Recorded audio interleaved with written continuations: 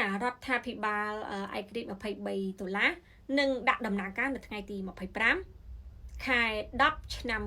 2025នេះនៅឯប្រទេសបារាំងក្នុងនោះផងដែរយើងក៏មានកំណាប់ដែលជាចំណងដៃក្នុងការបង្កើតរដ្ឋាភិបាល$23ផងដែរចា៎ដោយកំណាប់នេះមានចំណងជើងថា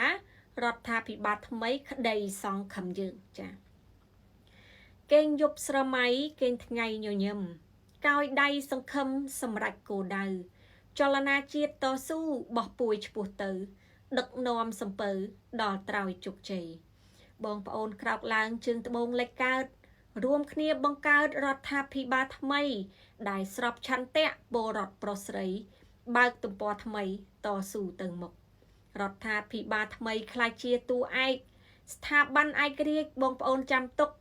យកកិច្ចប្រឹងប្រែងប៉ារីសត្រីមុខសំរងស៊ីប្រមុខដឹកនាំល្អក្រៃរដ្ឋាភិបាលឯករាជ្យ$23ទិសដៅខំស្ដារប្រជាធិបតេយ្យគ្រប់គ្រងមតិស្របក្តីផ្ទុយក្តីផ្ដល់សិទ្ធិសេរីតាមច្បាប់តម្រូវរដ្ឋាភិបាលឯករាជ្យ$23មានយន្តការបោះឆ្នោតត្រឹមត្រូវ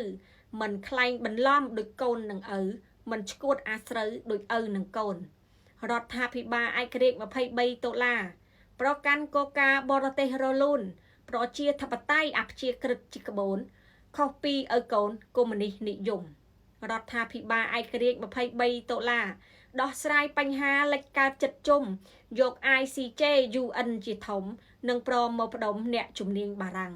រដ្ឋាភិបាលថ្មីមិនពុករលួយខិតខំលើកស្ទួយពលរដ្ឋយ៉ាងខ្លាំងមានឋានៈដឹកនាំប្រយុទ្ធប្រឆាំងបកពួកលាក់បាំងគ្រួសារនិយមគោលការណ៍ឯករាជ្យប្រជាធិបតេយ្យសេរីពហុបកសិលធម៌សច្ចៈអហិង្សានិយមលំហព័ត៌មានទូលាយទូលំតម្លៃអប់រំជ្រុំជ្រែងអតិភិបរដ្ឋាភិបាលឯករាជ្យ$23ផ្អែកលើគោលការណ៍អ្នកមានសមត្ថភាពមិនអាចប្រើលុយបាក់ពួកយកប្រៀបត្រូវមានសមត្ថភាពទើបអាចធ្វើធំ